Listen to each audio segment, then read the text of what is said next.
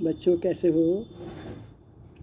हमने बहुत सारी लोगों के बारे में जाना।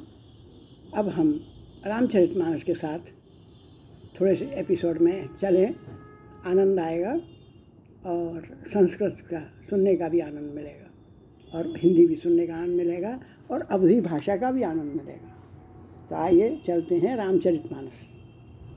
वारणा और आजकल है भी हमारे सारे युवा बच्चे अपने ग्रंथों को जानना चाहते हैं, ऐसा मेरा सोचना है, ऐसा मेरी महसूस करती हूँ मैं ऐसा। वर्णानां संधानां रसानां छंदसामपि मंगलानां च कर्तारो वंदे वाणी विनायको। पहला श्लोक तुलसीदास जी। अक्षरों, अर्थ समूहों, रसों, छंदों और मंगलों की करने वाली सरस्वती जी और श्री गणेश जी की मैं वंदना करता हूँ। तुलसीदास जी कहते हैं, भवानी शंकरो वंदे श्रद्धा विश्वास रूपिणे याभ्याम विना न पश्यन्ति सिद्धा स्वान्तस्थवीश्वरम। श्रद्धा और विश्वास के स्वरूप श्री पार्वती और शंकर जी की मैं वंदना करता हूँ, जिनके बिना सिद्धजन अपने अंतःकरण में स्थित ईश्वर को नहीं देख सकते। वंदे बोधमयम नित्यम गुरु शंकर रूपिणम यमाशितो ही वक्रोपी चंद्र सर्वत्र वंदते। ज्ञानमय नित्य शंकर रूपी गुरु की मैं वंदना करता हूँ, जिनके आश्रित होने से टेढ़ा चंद्रमा भी सर्वत्र वंदित होता है। सीताराम गुणग्राम पुण्यारण्य विहारिणो वंदे विशुद्ध विज्ञानो कवीश्वरो कपीश्वरो। श्री सीताराम जी के गुण समूह रूपी पवित्र वन में विहार करने वाले विशुद्ध विज्ञान संपन्न कवीश्वर श्री वाल्मीकि जी और कपीश्वर हनुमान जी की मैं वंदना करता हूँ। उदधस्ति संहार कारिणी क्लेशहारिणी सर्वश्रेयस्करी सीताम नतोहम राम बल्लभाम। स्थिति, पालन और संहार करने वाले, क्लेशों को हरने वाले तथा संपूर्ण कल्याणों की करने वाली श्री रामचंद्र जी की प्रियतमा श्री सीता जी को मैं नमस्कार करता हूँ।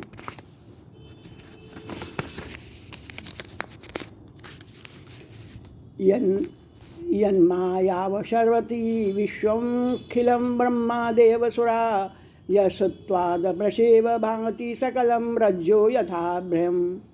यत्पादप्लवमेकमेव हि भवाम्भोदे स्थितिशावता वन्देहं तं शेषकारणं परं रामाख्यमीश हरिम्। उन्हीं जिनकी माया से वशीभूत संपूर्ण विश्व ब्रह्मादि देवता और असुर हैं, जिनकी सत्ता से रस्सी में सर्प की भांति यह सारा दृश्य जगत सत्य प्रतीत होता है और जिनके चरण कमल ही भवसागर से तरने की इच्छा वाले के लिए एकमात्र नौका है, उन समस्त कारणों से, सब कारणों के कारणों सबसे श्रेष्ठ राम कहलाने वाले भगवान श्री हरि की मैं वंदना करता हूँ। नाना पुराण निगमागम सम्मत यद रामायणे निगदितं क्वचित् धन्योतोपि स्वान्ताय सुखाय तुलसी रघुनाथ गाता भाषा निबंधमति मंजुल मातनेति। अनेक पुराण, वेद और शास्त्र के सम्मत तथा जो रामायण में वर्णित है और कुछ अन्यत्र से भी उपलब्ध श्री रघुनाथ जी की कथा को तुलसीदास अपने अंतःकरण के सुख के लिए अत्यंत मनोहर भाषा की रचना में विस्तृत करता है। जो सुमरथ सिद्धि होई गणनायक करिवर बदन करऊँ अनुग्रह सोई बोधि राशि शुभ गुण सदन। हम ये सोठा पढ़ रहे हैं। जिन्हें स्मरण करने से सब कार्य सिद्ध होते हैं, जो गुणों के स्वामी और सुंदर हाथी के मुख वाले हैं, वे ही बुद्धि के राशि और शुभ गुणों के धाम श्री गणेश जी मुझ पर कृपा करें। मूक हई बाचाल पंगु चढ़ई गिरवर गैन जासु कृपा सुदयाल द्रवऊ सकल कलिमल दैन। जिनकी कृपा से गूंगा बहुत सुंदर बोलने वाला हो जाता है और लंगड़ा लूला दुर्गम पहाड़ पर चढ़ जाता है, वे कलयुग के सब पापों को जला डालने वाले दयालु भगवान मुझ पर द्रवित हों, मुझ पर दया करें। नील सरोरोह श्याम तरुण यरुण बारिजि नयन करौ सोममयूरधाम सदा क्षीर सागर शयन। जो नीलकमल के समान श्याम वर्ण हैं, पूर्ण खिले हुए लाल कमल के समान जिनके नेत्र हैं और जो सदा क्षीर सागर में शयन करते हैं, ये भगवान नारायण मेरे हृदय में निवास करें। कोंदयेन्दु समदेह उमार मन करुणा अयन जाहि दीन पर नेह करौ कृपा मर्दन मयन। जिनके कुंद के पुष्प और चंद्रमा के समान गौर शरीर है, जो पार्वती जी के प्रियतम और दया के धाम है, जिनका दीनों पर स्नेह है, वे कामदेव का मर्दन करने वाले भगवान शंकर जी मुझ पर कृपा करें। बांधऊँ गुरु पद कंज कृपा सिंधु नर रूप हरि महामोह तम पुंज जासु बचन रवि कर निकर। मैं उन गुरु महाराज के चरण कमलों की वंदना करता हूँ, जो कृपा के समुद्र और नरक रूप में श्री हरि ही हैं और जिनके वचन महामोह रूपी घने अंधकार के नाश करने के लिए सूर्य किरणों के समूह हैं। अब हम चौपाई पढ़ेंगे ना। बंदाऊँ गुरु पद पदम परागा सुरचि सुभाष सरस अनुरागा अमिय मोरमय चूरन चारु समन सकल भवरुज परिवारु। मैं गुरु महाराज के चरण कमलों की रज की वंदना करता हूँ, जो सुंदर स्वाद सुगंध तथा अनुराग रूपी रस से पूर्ण है। सॉरी।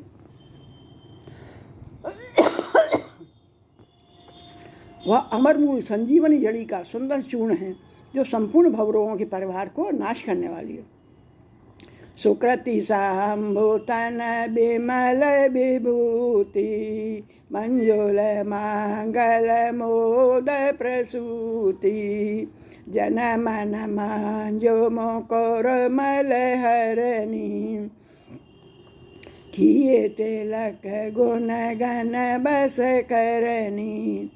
वह रज सुकृति पुण्यवान पुरुष रूपी शिवजी के शरीर पर सुशोभित निर्मल विभूति है और सुंदर कल्याण और आनंद की जननी है, जो बस में शंकर जी के शरीर पर भक्त के मन रूपी सुंदर दर्पण के मैल को दूर करने वाली और तिलक करने से गुणों के समूह को वश में करने वाली है।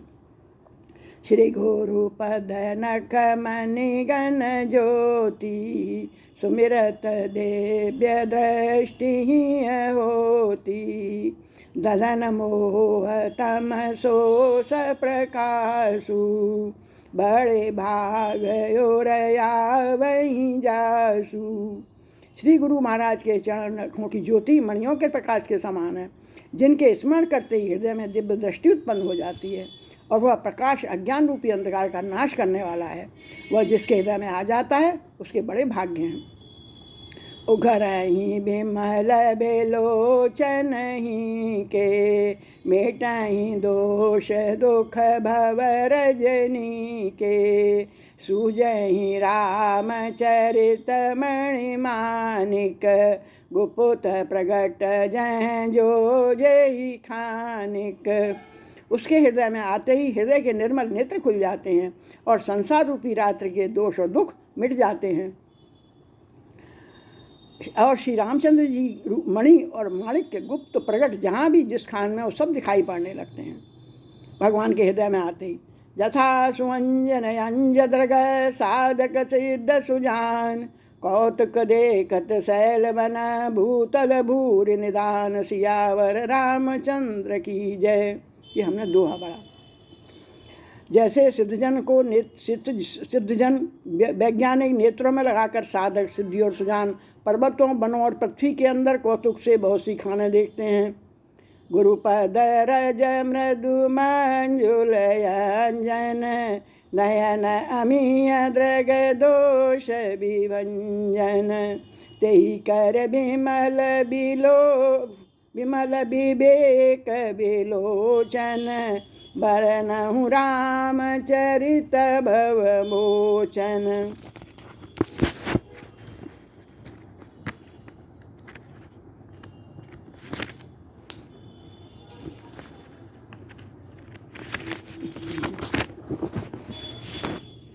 श्री गुरु महाराज के चरणों की रज कोमल और सुंदर नैनामृत अंजन है, काजल है, जो नेत्रों के दोषों का नाश करने वाले हैं।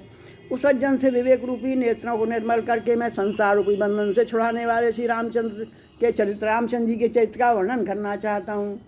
साधु चरित शुभ चरित कपासु, निरस विशद गुणमय फल जासु। जो सही दुख पर छिद्र दुरावा, बंधनीय जय जग जस पावा। संतों का चरित्र कैसा बताया तुलसीदास जी ने? कपास के चरित्र के समान शुभ है। कपास संत का हृदय भी अज्ञान और पाप रूपी अंधकार से रहित है, इसीलिए वह पूज्य है। संत का चरित्र भी सद्गुणों का भंडार होता है। जैसे कपास का धागा सुई के किए हुए छेद को अपना तन देकर ढक देता है, जैसे कपास के धागे में हम सुई से छेद करके कपड़ा बना देते हैं, उनके दूसरों का शरीर ढक जाता है, अथवा कपास काटे जाने बुने जाने का कष्ट सहकर भी वस्त्र के रूप में परिणत होकर दूसरों के गोपनीय स्थानों को ढकता है, उसी प्रकार संत स्वयं दुख सहकर दूसरों के दोषों को ढकते हैं, जिसके कारण उन्होंने जगत में वंदनीय यश प्राप्त किया है। मुद मंगलमय संत समाजू, जो जग जंगम तीरथ राजू। राम भक्ति जह सुर सरि धारा, सरसहि ब्रह्म विचार प्रचारा। संतों का समाज आनंद और कल्याण में है, जो जगत में चलता फिरता तीर्थराज प्रयाग है, जहाँ राम भक्त रूपी गंगा जी की धारा है और ब्रह्म विचार का प्रचार करने वाली सरस्वती जी हैं, और संतों का समाज है।